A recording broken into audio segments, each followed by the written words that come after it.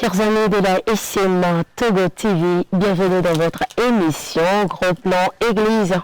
Bonjour, comme vous le constatez, nous sommes aujourd'hui hors du studio. Nous sommes précisément à Saoudé, à plus de 450 km de la capitale togolaise. Dans cette émission délocalisée, nous allons découvrir la paroisse Marie-Mère du Monde de Saoudé. Alors, je suis avec le père Vincent Fuchs, il est le curé de la paroisse, et le père Nestor Boutandou, il est vicaire.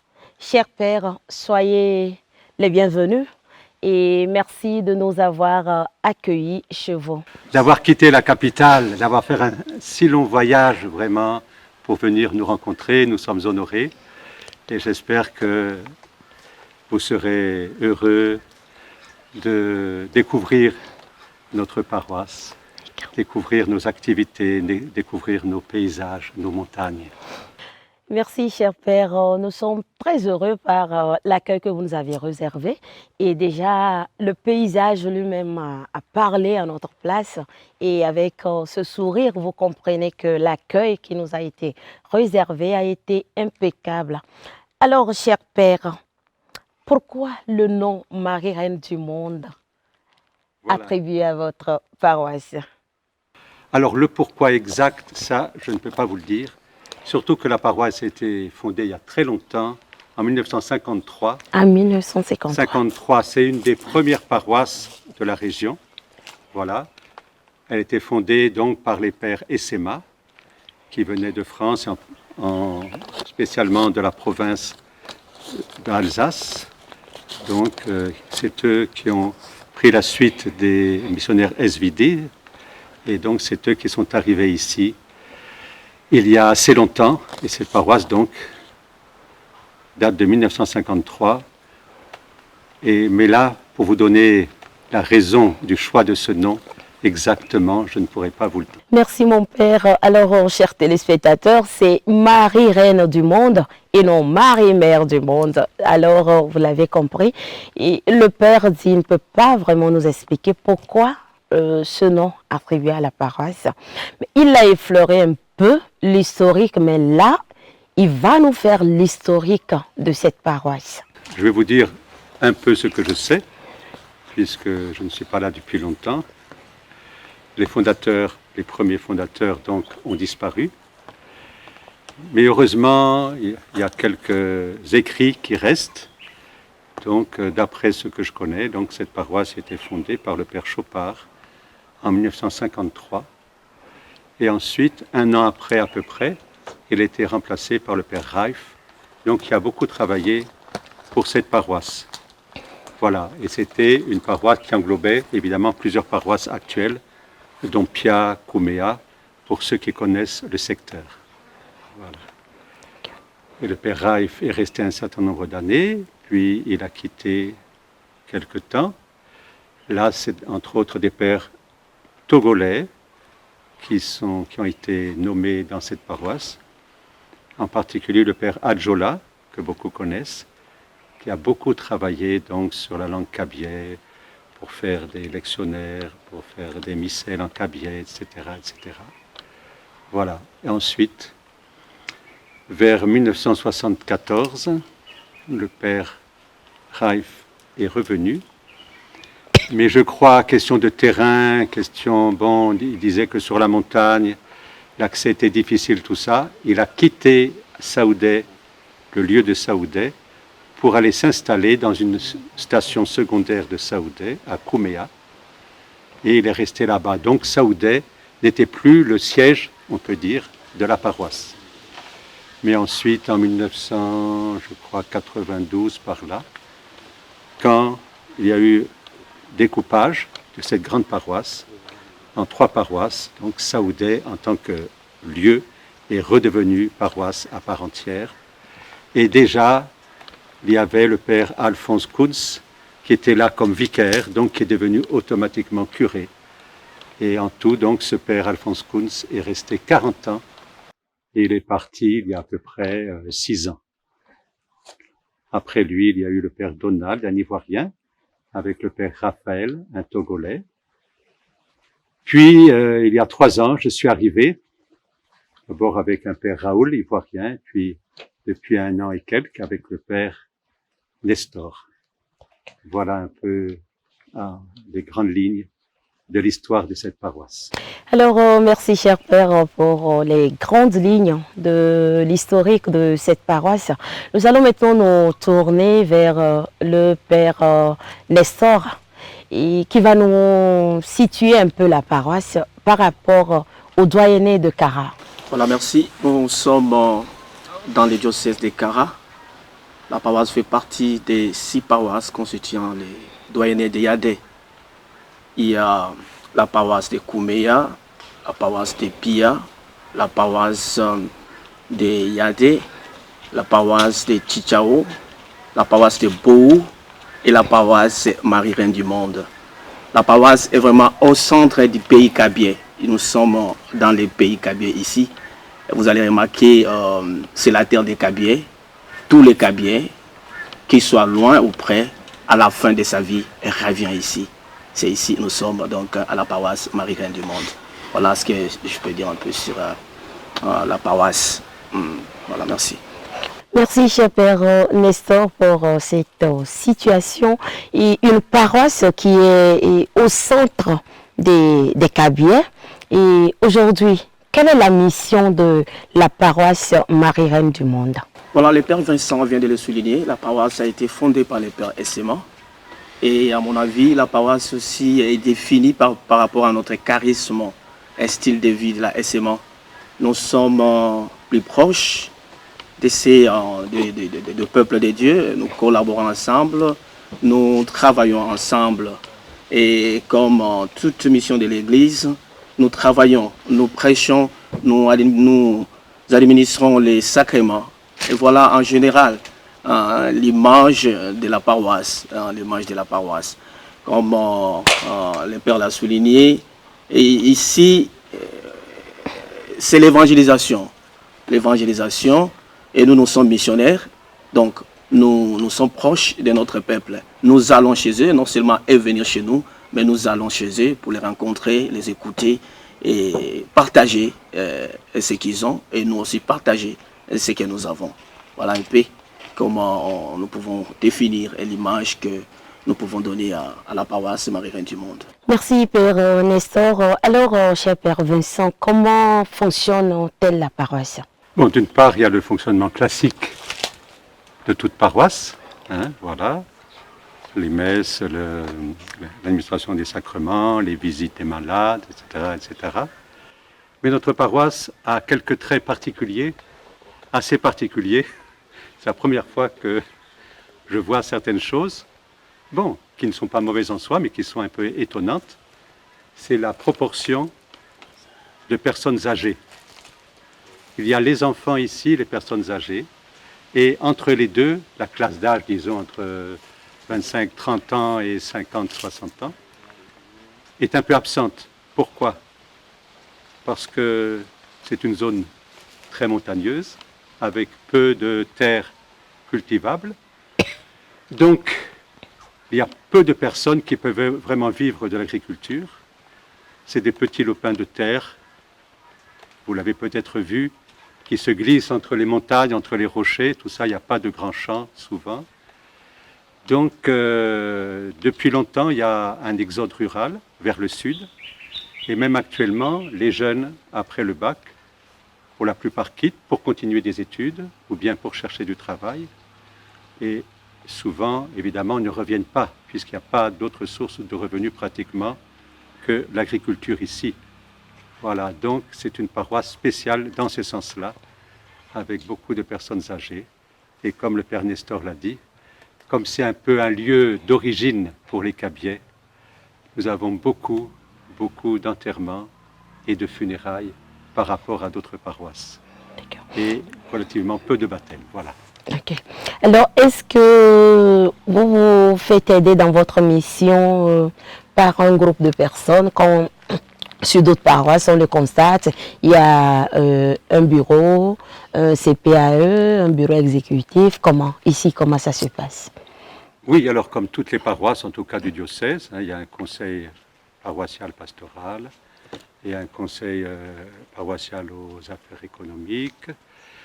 Il y a les catéchistes qui sont très importants. Donc, il y a un bureau et puis chaque mois, nous avons une rencontre avec les catéchistes. Et puis, nous avons différents mouvements, peut-être moins que dans une grande paroisse de ville. Nous avons les mouvements principaux. Donc, pour les adultes, les légionnaires. Voilà, oui. j'allais justement revenir sur la question et pour voir si la paroisse compte combien de mouvements et associations. Bon, combien? Bon, pour les adultes, donc, il y a le renouveau charismatique, la Légion de Marie, Foyer chrétien, Saint-Antoine, Sainte-Rita, quoi d'autre? Bon, et puis pour les enfants, donc, c'est le Père Nestor qui a cela en charge. Donc, GEC, CVAV, Bureau des jeunes. Quoi d'autre? Il y a les Fidéicostos aussi qui sont importants, puisque avec toutes les personnes âgées, il y en a un certain nombre qui ne se déplacent plus. Donc c'est important d'aller les visiter nous-mêmes ou par l'intermédiaire des Fidéicostos ou bien de la Légion de Marie. C'est important ces visites dans des lieux souvent reculés et des personnes quelquefois très isolées parce que les enfants sont partis au loin en exode et les personnes âgées restent seules. Ça c'est un des problèmes. Alors, vous aviez parlé, il y a un grand nombre de personnes âgées. Et aujourd'hui, quand on prend certains mouvements que vous avez cités, comme la GEC, le renouveau, est-ce que vous avez au moins un groupe de jeunes vraiment qui tient? Bon, il faudra poser la question plutôt au Père Nestor. Hein, d'accord, ok, voilà. D'accord. Autrement, oui, mais ils ne sont pas très nombreux par rapport à d'autres paroisses où c'est la jeunesse qui fait le dynamisme de la paroisse. Ici, c'est moins le cas. Je ne dis pas que les jeunes sont inactifs, bien sûr, mais par rapport à la masse des fidèles, ils représentent un nombre assez faible. Voilà ce que je veux dire. Ils font ce qu'ils peuvent, hein, nous en sommes conscients et nous les félicitons, mais il y a ce poids démographique. Alors, Père Nestor, on voudrait bien se pencher sur le thème de l'année, le thème pastoral de l'année. Mais avant, comme l'a souligné tout à l'heure le Père Vincent, vous allez un peu nous dire, vous qui êtes proche de la jeunesse, comment se porte la jeunesse de Saoudé? Voilà, comme le Père Vincent vient de le souligner, avec l'exode rural, nous avons peu de jeunes à la paroisse, mais les bureaux des jeunes existent. Le peu qui sont là, en tout cas, ils sont dynamiques. Parce que nous avons plusieurs activités que nous organisons au cours de l'année. Et justement, nous avons visité des vieilles. Et nous organisons, par exemple, à peine, on vient d'organiser Noël des enfants. Et les dimanches, il y aura même organisation. Les samedis, ils vont commencer avec l'organisation des Camou, une danse kabyé qui réunit presque un grand monde. Et les dimanches, les jeunes et même ceux qui sont là, vont se rencontrer pour un verre d'ensemble. Mais ce que nous constatons aussi pendant les vacances, il y a aussi les jeunes qui reviennent et qui essayent aussi à participer dans des activités de la paroisse. Sinon, la jeunesse existe, elle existe, mais elle n'est pas, il n'y a pas un grand monde de jeunes parce qu'il y a l'exode rural, bref, ce que nous pouvons dire. Le thème de la paroisse, c'est comment vivre la liturgie.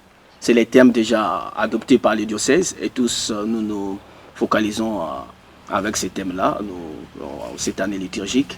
Et il y a eu plusieurs rencontres, plusieurs récollections dans notre paroisse pour justement parler de ces thèmes-là.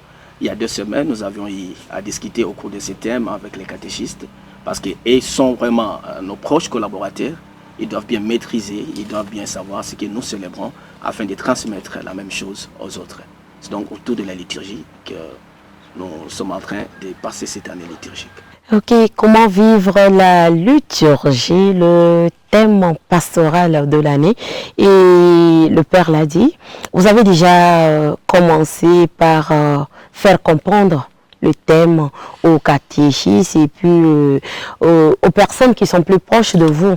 Et quelles sont d'autres stratégies que vous aviez mises en place pour que ce thème ait son effet, pour que vous ayez les résultats escomptés? Justement, il y a plusieurs stratégies. Déjà, dès le début de l'année, le jour de l'ouverture de l'année pastorale, le Père Vincent, l'écrire de la paroisse, a parlé de ce thème à tous les fidèles. Nous avions un temps après la messe pour expliquer un peu pourquoi ce thème et comment nous devons vivre la liturgie, comment nous devons célébrer la liturgie. Et la liturgie englobe plusieurs éléments. Il y a la liturgie des sacrements et plusieurs choses. Et puis, ça demande aussi la disposition aussi des chrétiens. Pour vivre la liturgie, les chrétiens aussi doivent avoir plusieurs dispositions. Par exemple, venir à lire à la messe, lire la Bible, préparer la messe à l'amont avant de venir. Donc, nous essayons vraiment à entrer dans ce thème et faire vraiment comprendre aux chrétiens que nous devons célébrer notre liturgie dignement parce que ça fait partie non seulement de l'Église, mais de notre vie. Alors, il y a une question mais que vous allez vous partager, je dirais. Et si aujourd'hui, on veut qualifier la foi des fidèles de Chaoudé, qu'est-ce qu'on peut dire, Père Nestor? Bon, la foi d'abord c'est quelque chose de personnel. On n'arrivera pas à détecter la foi de quelqu'un si quelqu'un croit. Parce que, écoutez, on peut dire que c'est quelqu'un, la personne là n'a pas la foi, mais peut-être c'est la personne à qui nous disons qu'il n'a pas la foi, et puis voilà, c'est lui qui a la foi, normalement. Donc c'est difficile à répondre à cette question, mais d'une manière générale, nous vivons, nous célébrons ce qu'on a célébré, et puis nous prêchons ce qu'on a prêché, mais c'est aux chrétiens, c'est aux fidèles de mettre cela en pratique, et manifester leur foi d'une manière ou d'une autre, par des gestes, par la parole, par des visites, ça peut être manifesté comme ça. Mais dire comment la foi se vit, comment les chrétiens vivent leur foi, ça c'est difficile pour moi à répondre à cette question. Alors vous avez les preuves de la manifestation de la foi? Oui, moi je peux dire, bon, personnellement je peux dire, nous savons, parce que non seulement les chrétiens vivent par eux-mêmes, mais ils vivent aussi pour les autres. Donc, quand par exemple les jeunes s'organisent pour dire, bon, écoutez, maintenant on va aller visiter les malades, on va aller visiter les vieilles, ou bien on va organiser telle activité pour les fidèles, par exemple les plus âgés. Ça aussi, ça fait partie de la foi. Sinon, il n'y a pas la foi, chacun peut vivre isolé, à côté, et l'affaire de l'autre n'est pas mon affaire.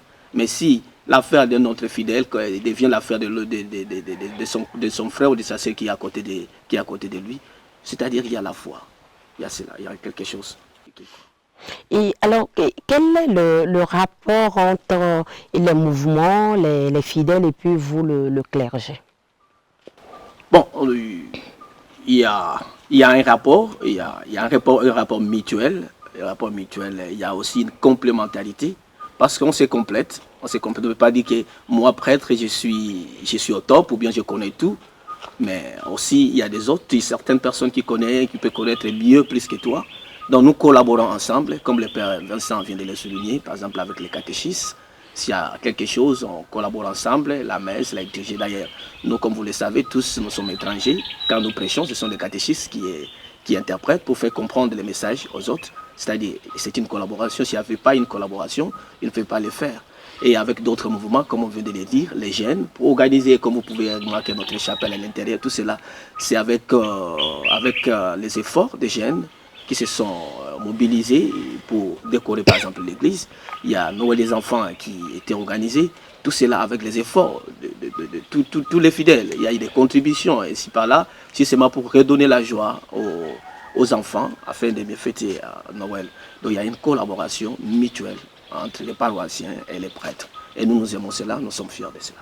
Merci, cher Père Nestor. Alors, cher Père Vincent, dites-nous aussi quelque chose sur les deux dernières questions, sur la question de la foi et puis le rapport entre les fidèles et vous, le clergé. C'est vrai que la foi, c'est assez personnel. Mais si vous parlez des manifestations, on peut dire comment les fidèles vivent la vie paroissiale, par exemple, etc., leur vie chrétienne. Pour compléter un peu, moi je vois aussi cette fidélité de nos vieilles personnes. Souvent, bon, même s'il y a des messes ou des activités à certaines heures où il n'y a pas tellement de monde, toujours il y a un noyau, il y a nos vieilles, alors peu d'hommes, plutôt des femmes, c'est pour ça qu'on parle de nos vieilles personnes, de nos vieilles, voilà, qui sont là. Hein. Et moi, ce qui me frappe, ce que j'ai dit un peu en souriant, quelquefois on va dans une chapelle À l'entrée, on voit 4-5 bâtons déposés. C'est donc les vieilles qui sont venues péniblement, plus ou moins vite avec leurs bâtons, et qui viennent à la prière, qui viennent à l'adoration. Et on peut dire d'un certain côté, elles font vivre la paroisse. Je dis d'un certain côté, pas elles seules bien sûr, mais c'est beau. Et puis quand elles ont décidé de faire quelque chose, ceci, cela, elles ont pris l'habitude d'aller à la messe à telle heure, à tel endroit, ça, on peut compter sur elles seront présentes, sauf cas bien sûr de maladie ou autre chose. Mais c'est vraiment, ça fait plaisir quand même. C'est vraiment un des piliers de la paroisse. Voilà, donc on peut dire cette fidélité, cette simplicité de ce groupe de personnes. Les mouvements, bon, comme je le disais, peut-être, nos mouvements ont un peu plus de peine pour vivre, pour faire des activités diverses, parce que, bon, les membres ne sont pas très nombreux, et dans les mouvements d'adultes, souvent les membres sont un peu vieillissants, il faut bien le dire. Hein. Bon, mais, bon, c'est important bien sûr, puisque c'est ça. Hein. Il n'y a pas seulement la messe du dimanche, mais il y a ces personnes qui se réunissent régulièrement, même si quelquefois elles sont un peu vieillissantes, même si quelquefois elles sont peu nombreuses. Donc notre rôle, c'est un peu de les encourager, de les stimuler, d'essayer de trouver autre chose, de ne pas vivre seulement. Ah, on fait comme ça d'habitude depuis des années dans notre mouvement, puisqu'il n'y a pas beaucoup de renouvellement de membres. Donc c'est un peu ce risque hein, de l'habitude. On a toujours fait comme ça. Comment, sans faire de révolution, sans brusquer les choses, faire évoluer quand même les choses. Voilà un peu notre rôle peut-être dans nos rapports avec les mouvements. Alors, cher Père, qu'est-ce qui fait la particularité de la paroisse Marie-Reine de Saoudé? Bon, on a déjà abordé certains points, entre autres, voilà, cette comment dire, description démographique entre les jeunes, les enfants, les personnes âgées. Bon, moi je dirais aussi, c'est la zone géographique, c'est assez spécial. C'est une zone assez, comment dire, cohérente. Voilà, c'est la montagne. Après, c'est d'autres paroisses qui sont plutôt dans la plaine, vous voyez. Et ça donne une identité culturelle et traditionnelle assez forte. Donc il y a la tradition qui demeure forte ici, hein, il faut bien le savoir. Et puis, par exemple, une certaine uniformité. Comme seule religion, bon, il y a la religion traditionnelle, bien sûr, qui est forte. Il y a la religion chrétienne avec plusieurs églises, mais il n'y a pas du tout de musulmans, par exemple. Ce qui est assez remarquable, si on peut dire, parce que c'est la première paroisse où je vois cela. Il n'y a pas de musulmans, il n'y a pas une seule mosquée sur le territoire de la paroisse. Voilà, c'est cette unité, bon, malgré la diversité des personnes, des lieux, je crois que c'est le cadre géographique qui contribue à cela. Voilà, donc c'est un peu ces deux aspects que je vois. D'accord. L'aspect de la population et l'aspect donc géographique. L'aspect de la population et l'aspect géographique. Et bon, mon père, mais il semble que vous parlez bien couramment kabien, je ne sais pas. Est-ce qu'on a menti dans votre compte? Menti, non. Ah, mais les célébrations, il semble que vous... Oui. Oui. Dites-nous un peu. Alors effectivement, quand on est missionnaire, il faut apprendre la langue du milieu dans lequel on arrive. C'est vrai. Alors, bon, je ne parle pas couramment kabien, je peux dire la messe en kabien, je peux dire bon, quelques mots, ceci, cela, comprendre un tout petit peu, mais parler couramment, faire une homélie, moi, parler couramment, c'est faire une homélie, et puis discuter comme ça à bâton rompu à la fin de la messe. Pour l'instant, j'en suis incapable. Alors c'est peut-être un peu l'âge, mais bon, j'avais appris une autre langue avant, bon là, c'était plus facile, mais le kabien, bon, certains points me semblent assez difficiles. Bon, on ne va pas les énumérer, mais par exemple les verbes, les classes de noms, tout ça. Bon, donc, voilà. D'accord. Et est-ce que vous voulez encore ajouter quelque chose pour que les téléspectateurs découvrent mieux la paroisse? Pour moi, on peut dire que c'est une ancienne paroisse, hein, depuis 1953, hein, avec certaines habitudes, certaines coutumes, une paroisse très ancrée dans la religion traditionnelle, hein, dans la tradition kabyé, c'est important. Donc, à la fois, donc, ça évolue avec le temps, mais ça reste une paroisse, pour moi, assez spéciale, un peu à l'écart des autres paroisses, me semble-t-il, du diocèse. Ce qui fait son charme aussi, hein. C'est vrai que ce calme, ce rapport assez facile avec les gens, cette possibilité d'aller visiter les gens, de grimper jusqu'aux maisons isolées des personnes âgées ou d'autres personnes. Voilà, ça fait... Bon, en tout cas, moi, je suis content d'être ici, voilà, dans ce milieu. Et puis, on a plus de temps peut-être qu'en ville. Donc là, on n'a pas des horaires peut-être stricts d'accueil, tout ça. Les gens sont assez libres, ils viennent, on cause, on se promène, on aborde les gens. Vous voyez, c'est quand même une pastorale, comme on dit, un peu de proximité, assez facile. Donc, ça a des avantages, avec peut-être les inconvénients dont on vient de parler, avec un peu donc ce manque de jeunes, ce manque un peu de dynamisme de la jeunesse. C'est vrai que, bon, mais c'est comme ça, on fait avec, et puis c'est bien aussi. Voilà ce que je veux dire. Alors Père, qu'en est-il? Il semble qu'il y a souvent beaucoup d'enterrements, mais vous avez aussi une particularité, et vu le cours de la vie, et vous avez des cercueils en location. Comment ça se passe? Je pense que c'est aussi une particularité, parce qu'on ne voit pas ça souvent sur d'autres paroisses. Alors c'est vrai, oui. Bon. Effectivement, donc dans pratiquement chaque station, dans la sacristie, il y a 1, 2 ou 3 cercueils déposés. Alors quand on arrive, on est un peu surpris. Moi, c'est la première fois aussi que je vois des cercueils comme ça, préparés, plus ou moins en bon état. Alors, pour expliquer le pourquoi de la chose, quand il y a des décès, il y a 2 façons d'être enterré, ou la façon moderne, si on peut dire, classique, hein, dans un cercueil, dans une tombe rectangulaire que l'on creuse, que tout le monde connaît, et il y a aussi les tombes traditionnelles, c'est-à-dire donc les tombes, on fait un trou, on creuse et on fait une salle, une grande salle sous la terre. Et en particulier, on dit qu'on avait adopté ce système parce que la terre étant rare, c'était pour utiliser moins de surface pour garder le maximum de terre cultivable. Bon, voilà. Alors, quand on enterre les gens de façon dans des tombes traditionnelles, on ne met pas de cercueil. Mais quand les gens viennent de Cara ou bien pour aller à l'église, tout ça, on ne va pas laisser le corps comme ça, comme ça. Donc, dans ce cas-là, la famille peut venir demander un cercueil contre une petite compensation. Donc, le cercueil sert à transporter le défunt, aller à l'église, ceci, cela, à apporter jusqu'au lieu de l'enterrement. Et là, donc, le corps, on le descend dans la tombe traditionnelle. Et le cercueil, n'ayant plus d'utilité, au lieu de le brûler, on le ramène à la paroisse. Voilà. Alors peut-être aussi une dernière particularité, je pense, c'est le nombre de personnes qui ont une maladie mentale, et en particulier l'épilepsie.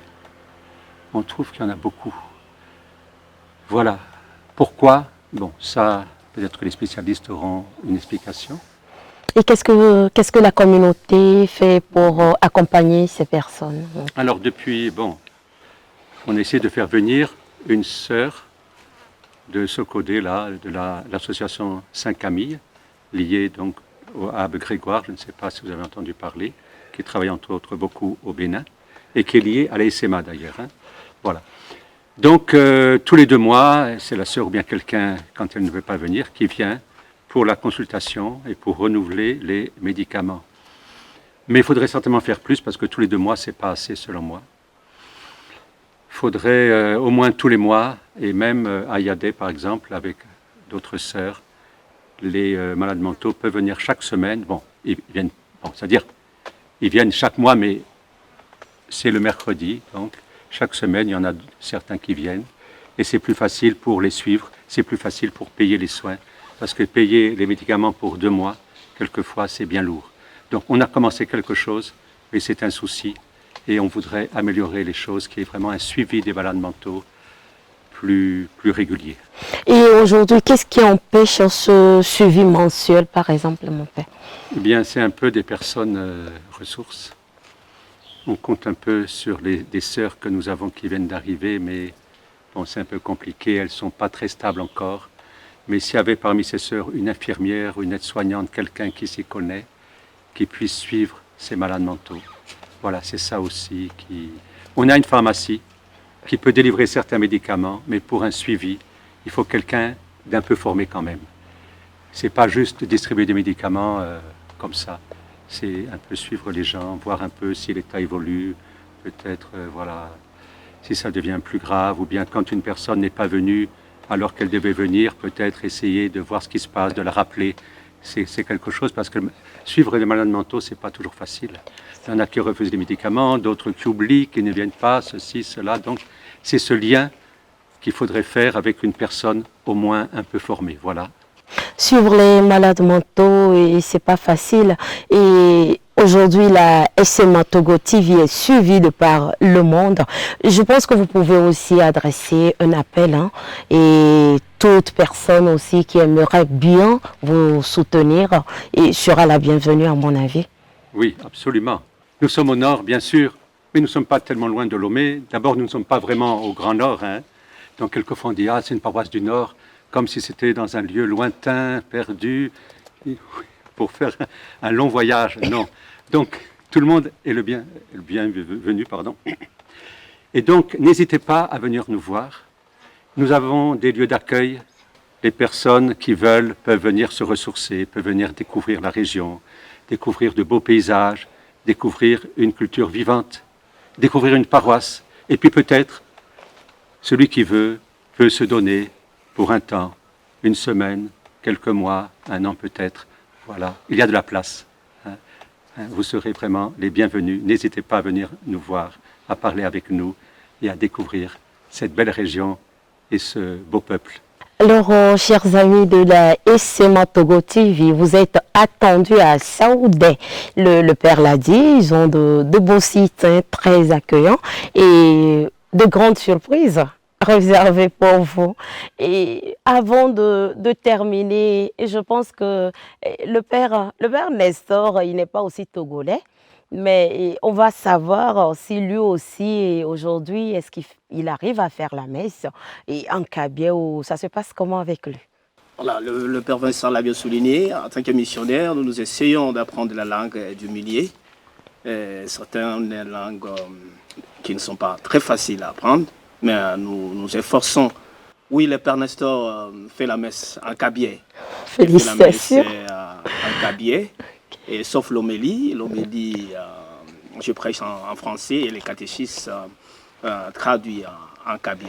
Sinon, c'est force vraiment. Et si Dieu le veut, j'ai besoin de parler les kabye et même de devenir un professeur en kabye.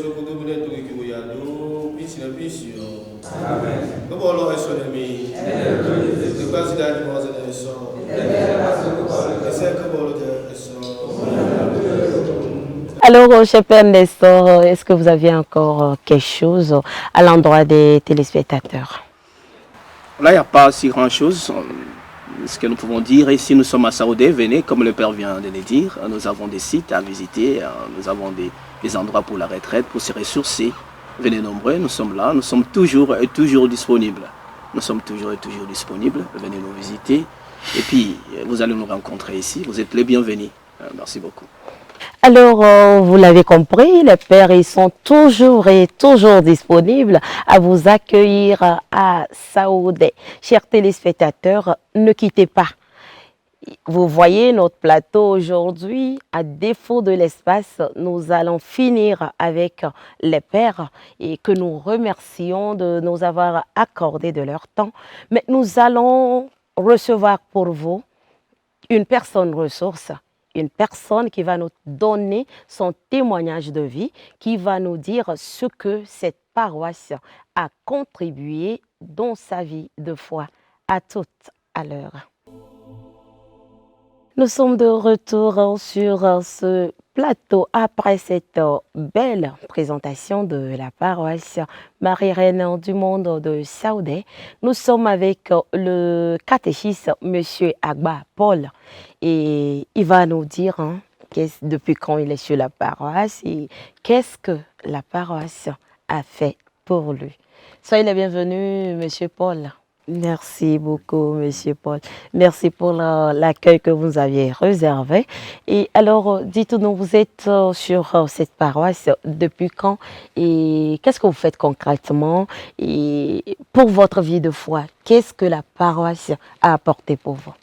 Donc, je suis ici dans la paroisse, ça fait déjà depuis 1985, parce que entre-temps, j'étais à Sokodé, c'est là-bas que j'étais baptisé. Et juste en 83, je suis revenu et apprendre le métier de la maçonnerie au collège d'enseignement technique de Pia. Donc, c'est de là que j'ai eu quand même la vocation de devenir... bon, j'avais déjà eu la vocation de devenir frère, mais comme ça n'a pas marché, bon, je suis devenu catéchiste dans cette paroisse. Depuis 85 ans sur la paroisse, et puisque la vocation de devenir religieux n'a pas marché, il a reçu une autre vocation, celle de devenir catéchiste, qui n'est pas aussi une vocation des moindres. Et alors, Monsieur Paul, depuis 85, qu'est-ce que vous faites sur la paroisse? Ok, depuis 85, je me suis engagé comme catéchiste. D'abord, la paroisse en avait eu avant moi.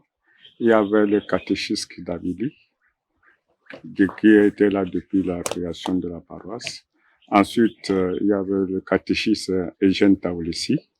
Donc, c'est après le catéchiste Eugène Taoulessi que moi-même j'ai commencé la catéchèse. C'est le catéchiste Eugène qui m'a formé, qui m'a vraiment incité à devenir catéchiste. Donc, à partir de ce temps, avec la catéchèse des catéchumènes, tout cela, et j'ai motivé aussi certains chrétiens à me suivre. Donc, vraiment, c'est une mission qui m'a tellement plu, malgré que l'autre vocation m'a raté. Je suis très fier d'être catéchiste. Et à part être catéchiste, qu'est-ce que vous faites pour la paroisse? Je participe aux activités que les autres fidèles font aussi. Ce n'est pas seulement l'évangélisation. Il y a aussi les travaux communautaires que nous faisons ici. Donc, le catéchisme n'est pas exempté, quoi. Et parlons de votre vie de foi aujourd'hui. Et qu'est-ce que la paroisse a fait pour vous? Est-ce qu'aujourd'hui, même si vous êtes catéchiste, est-ce que la paroisse a contribué à quelque chose sur votre vie de foi? Bien sûr, la paroisse en a bien contribué parce que déjà quand j'étais baptisé depuis 1976 et confirmé en 1977, j'étais encore petit, quoi, très jeune. Donc c'est ici que ma foi grandit. Depuis 85, c'est ici que ma foi grandit avec les différents pères qui ont passé dans cette paroisse et actuellement avec les pères actuels. Donc avec leur évangélisation, tout cela m'a conduit à découvrir encore plus Jésus-Christ. Et ce n'est pas seulement au niveau des prêtres aussi, il y a aussi dans ma fonction de catéchiste, les catéchumènes que je tiens aussi m'ont aidé dans la foi. Ça, j'apprécie cela. Malgré les difficultés, la croix que je supporte, ça m'encourage à aimer de plus en plus Jésus-Christ. Et quelles sont les difficultés depuis 85 que vous avez rencontrées, par exemple, sur la paroisse, dans votre cheminement avec le Christ, et comment vous avez pu surmonter ces difficultés? Les difficultés partout, que ce soit spirituel ou dans n'importe quel domaine, on en rencontre. Mais c'est que ces difficultés sont surmontées surtout par des conseils de mes pères et la prière aussi. Vraiment, la prière m'a beaucoup aidé dans ces difficultés à supporter. Parce qu'on a le découragement, mais quand on rencontre quelqu'un sur le chemin, il te parle comment lui-même il a vécu ou bien comment il vit, et sa foi, vraiment, ça nous encourage à dépasser quand même ce que nous vivons comme difficulté. Bon, de la difficulté, souvent, dans ma fonction de catéchiste, souvent, le retard des catéchumènes, ça, c'est un peu difficile. Comment faire comprendre les catéchumènes, surtout que nous sommes des ponts hein, qui doivent conduire les catéchumènes à Jésus-Christ. Vraiment, c'est un peu difficile surtout que dans cette paroisse, sur cette paroisse, c'est en sorte une paroisse dans laquelle il y a trop de coutumes. C'est le centre de coutumes Kabye. Alors c'est un peu difficile d'amener un catéchumène à la foi. Mais on fait ce qu'on peut avec la grâce du Seigneur. Des difficultés surmontées à chaque fois grâce à la prière et avec la grâce du Seigneur. Et cher catéchistes, si vous avez aujourd'hui quelque chose à l'endroit de ces chrétiens qui sont découragés par les situations de la vie, qu'est-ce que vous pouvez leur dire? S'il faut dire quelque chose à ces chrétiens qui sont découragés par les situations de la vie, qu'est-ce qu'il faut leur dire? Il faut leur dire de toujours avoir l'espérance, la foi. Parce que vraiment, on ne peut pas s'exclure des difficultés. Les difficultés, ça fait partie de la vie. On doit supporter ces difficultés-là. Hein, on ne peut pas fuir les difficultés, quand même. Mais on doit lutter à surmonter ces difficultés avec la grâce du Seigneur. Il faut avoir ce courage-là. Il ne faut pas faiblir devant les difficultés. Il faut avoir le courage, il ne faut pas faiblir devant les difficultés. Tout ceci par la prière.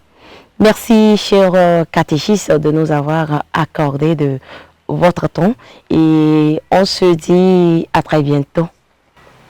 À bientôt, ma sœur, et merci de cette visite et bon retour chez vous. Merci, chers téléspectateurs. Vous avez compris, la paroisse existe depuis 1953 et on nous a parlé ici des personnes âgées. Nous n'allons pas terminer cette émission sans écouter au moins une personne âgée. Alors nous allons aussi vous permettre d'écouter une de nos mamans, une maman sage, une ancienne de la paroisse qui va aussi nous donner son témoignage de vie. Je travaillais ici. Il n'y avait pas de l'eau. Les pompes n'étaient pas là. Donc je puisais depuis en bas pour amener.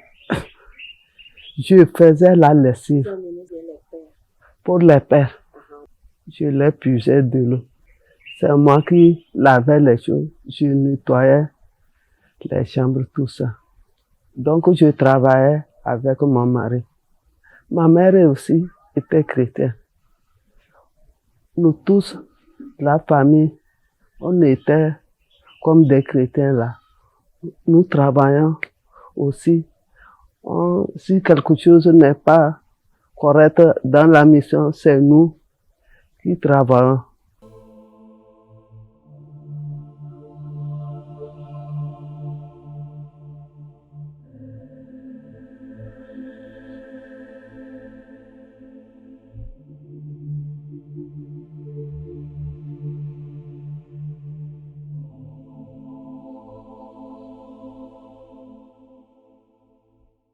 Chers téléspectateurs, après ces témoignages très édifiants pour notre vie de foi, alors ainsi s'achève cette émission, chers amis de la SMA Togo TV. Merci de votre fidélité. Restez toujours avec nous et à très bientôt pour un nouveau numéro de votre émission Gros Plan Église. La vie est très courte et très belle. Rions beaucoup, prenons soin de nous. Ciao.